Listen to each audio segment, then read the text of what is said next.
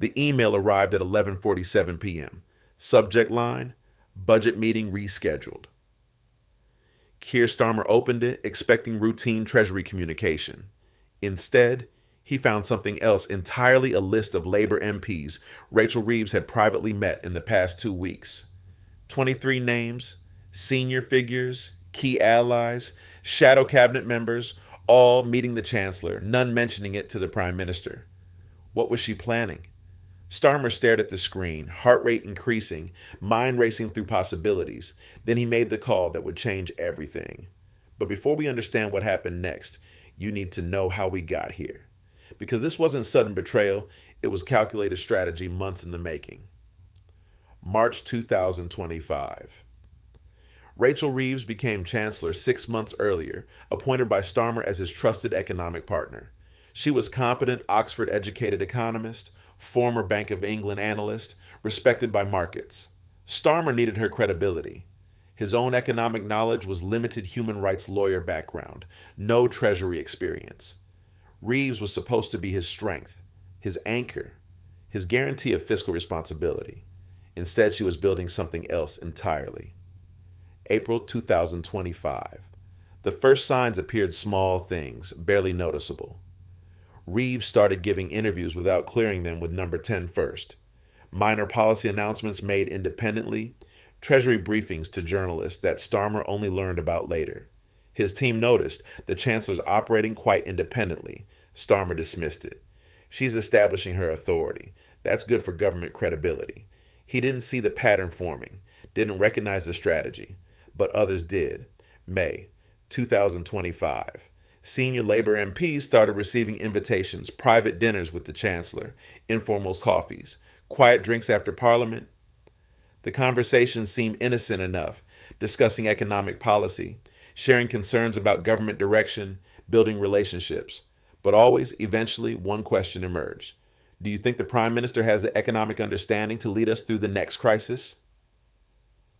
Not direct criticism, just a question, planting seeds of doubt. Some MPs mentioned these conversations to colleagues. Word spread quietly through Westminster tea rooms and WhatsApp groups. Rachel Reeves was networking, aggressively, systematically. But why? June 2025. The economy started showing cracks: growth slowing, inflation stubborn, business confidence falling. Nothing catastrophic yet, but warning signs mounting. Starmer's response was political speeches about staying the course and long-term planning. Reeves's response was different. She started distancing herself from government economic messaging. Interviews where she said the Treasury is monitoring instead of the government is acting. Speeches emphasizing her department's analysis rather than collective cabinet decisions. Subtle separation, creating space between herself and Starmer's leadership. Then came the moment that made everything clear. July 2025. Economic Summit in London. International finance ministers attending. Major media coverage. Starmer was supposed to give the keynote speech. He prepared for weeks. The night before, Reeves called. Prime Minister, I think I should deliver the economic portions. Markets will respond better to Treasury credibility. Starmer hesitated. This was his moment to demonstrate economic leadership. But Reeves pressed, your strength is political vision. Mine is economic detail. Let's play to our strengths. He agreed. Mistake. Because at that summit, Reeves didn't just give economic analysis, she positioned herself as the real economic authority in government. Journalists noticed. Chancellor Reeves commands the room. Markets trust her more than the PM. One headline captured it perfectly. Is Rachel Reeves really running Britain's economy? Starmer saw those headlines, felt the shift happening, but still didn't act. August 2025. The networking intensified. Reeves wasn't just meeting Labour MPs anymore. She was building coalitions, union leaders, party donors, influential activists. Each conversation similar, expressing concerns about economic direction, questioning Starmer's capabilities, positioning herself as alternative. One union leader later described it. She never directly said she should be PM, but the implication was clear. She believed she could do it better. September 2025.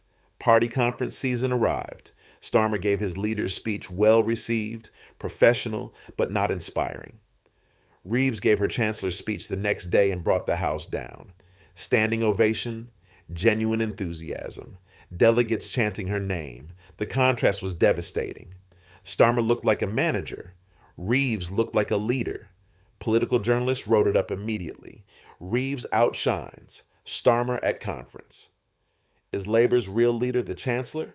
Starmer's team tried damage control. Too late. The narrative was set, but what they didn't know yet, this wasn't accidental, this was planned. October 2025. The private meetings became more frequent and more strategic. Reeves started testing loyalty, asking Labour MPs directly, if there were a leadership challenge, could I count on your support? Most were shocked. Are you actually considering this? Her response was always careful. I'm not planning anything.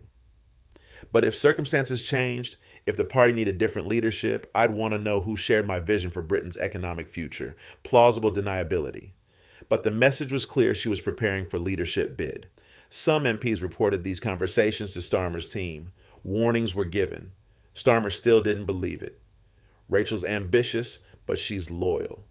She wouldn't challenge me. Fatal miscalculation. November 2025. Economic crisis deepened, GDP growth revised down, unemployment ticking up, business investment falling. Starmer tried taking control, announced new economic initiatives, called emergency cabinet meetings. But every announcement was undercut by Treasury briefings, anonymous sources telling journalists the Chancellor has concerns about the PM's approach. Reeves was systematically undermining him, using her department to brief against her own government. Classic political warfare, and Starmer was losing. Then came the budget. December 2025. Reeves delivered her first major budget statement. Starmer expected coordination, joint messaging, team approach. Instead, Reeves delivered a budget that was entirely her vision, barely consulting Number 10, making decisions independently, positioning herself as the architect of Britain's economic future. The budget itself was politically clever tax cuts for working families, investment in public services, fiscal responsibility messaging. Markets loved it. Public approved. Labour MPs praised it. And Reeves took all the credit. Not our government's budget, my budget. The Prime Minister sat on the front bench watching his Chancellor steal his agenda and his authority. That night, Starmer's senior advisors held an emergency meeting. She's positioning herself to replace you. Finally, he believed them. But what could he do? Fire his Chancellor during economic uncertainty? Look weak and threatened by competent colleague? Every option made him look worse. Reeves had him trapped. December 15th, the email arrived, the one listing all the MPs she'd been meeting. 23 names, including some Starmer considered his closest allies. He called his chief of staff. How long has this been happening? Months. We've been tracking it. She's building a leadership campaign infrastructure inside your government. Starmer felt sick. His own Chancellor, his appointment, his supposed ally was actively plotting his removal. December 20th, 5 days later. Starmer decided to confront her directly. Private meeting, no staff, just the two of them in his Number 10 study. Reeves arrived exactly on time, calm, professional, showing no concern. Starmer didn't waste time with pleasantries. Rachel, I know what you're doing. What am I doing? Building support for a leadership challenge, meeting MPs, testing loyalty, undermining my authority. Reeves didn't deny it. Why would she? The game was already in motion. Instead, she went on offense. Keir, let me be direct. You're a good man, but you're not the right leader for the economic challenges ahead. The bluntness was shocking. No pretense, no diplomatic deflection. Starmer tried asserting authority. I'm Prime Minister. You're my Chancellor. You serve at my pleasure. Reeves smiled, actually smiled. Technically true, but politically, you can't fire me without looking threatened and weak, and we both know it. She was right. Firing her would confirm everything that she was too powerful, too popular, too competent for him to tolerate. So what do you want? Starmer asked. I want you to step aside voluntarily. Announce you're not running for re-election. Support my leadership bid. Make this a smooth transition, and if I refuse? Reeves' answer was chilling. Then I'll challenge you anyway, and I'll win. But it'll be messy, divisive, damaging to the party. Your choice, graceful exit or brutal fight. It was Rishi Sunak and Liz Truss all over again. History repeating itself with different players. Starmer couldn't believe this was happening. You're blackmailing your own prime minister. I'm offering you options. You can accept reality now or learn it the hard way later. The meeting ended there, no resolution, just two Labor leaders acknowledging they were now enemies. December 24th, Christmas Eve, 4 days later, Starmer still hadn't decided what to do. Fire her and risk crisis, let her continue and watch his authority erode, challenge her directly and force the confrontation. Every option was terrible. Meanwhile, Reeves was accelerating her campaign, more meetings, more calls, more MPs being recruited. She wasn't waiting for Starmer's response. She was building inevitable momentum. December 25th, Christmas Day. Starmer sat with his family, barely present, mind consumed by political survival. His phone buzzed constantly, Labour MPs messaging, some offering support, others subtly suggesting maybe it was time for change. The Chancellor's campaign was working, party opinion was shifting. Then came the message that changed everything. One of Starmer's closest allies, someone he had appointed to cabinet, someone he trusted completely, sent a text. I'm sorry, but I think Rachel's right about the economic leadership. I'll be supporting her if she runs. Betrayal, complete betrayal. If his own people were abandoning him, how could he possibly win? December 26th, Boxing Day. Decision time approaching. Starmer requested emergency meeting with Labour's most senior figures, former ministers, party grandees, the wise elders who really controlled things. The message? Reeves is planning a challenge. I need your support to stop it. Their response shocked him. Keir, maybe she has a point. The economic situation requires someone with Treasury credibility. Rachel has that. You don't. Even the party establishment was against him. Reeves had done her work thoroughly, built support at every level, made herself indispensable. Starmer was isolated, alone, defeated. That evening, he made the call to Reeves directly. We need to talk about transition. She knew immediately what that meant.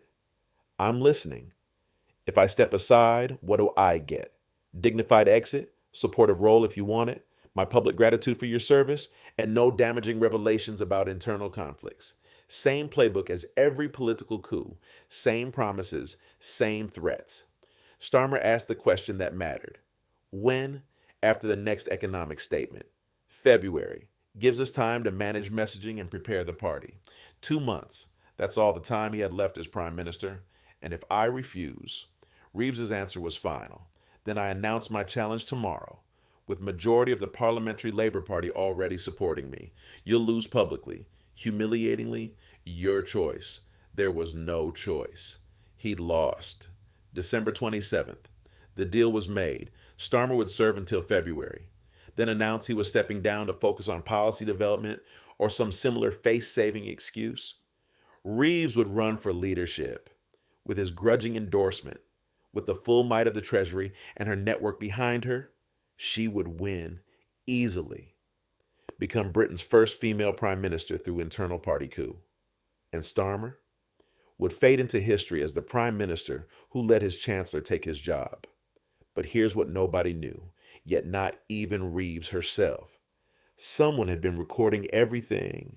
The private meetings, the promises made to MPs, the threats delivered to Starmer, a whistleblower inside the Treasury, someone horrified by the manipulation. And that evidence? It was about to leak. Because in Westminster, nothing stays secret forever. Every conspiracy eventually surfaces. Every plot gets exposed. Every betrayal becomes public. Rachel Reeves thought she'd executed the perfect political coup. She had no idea the recording existed. No idea that her own words, the blackmail, the threats, the calculated manipulation were documented.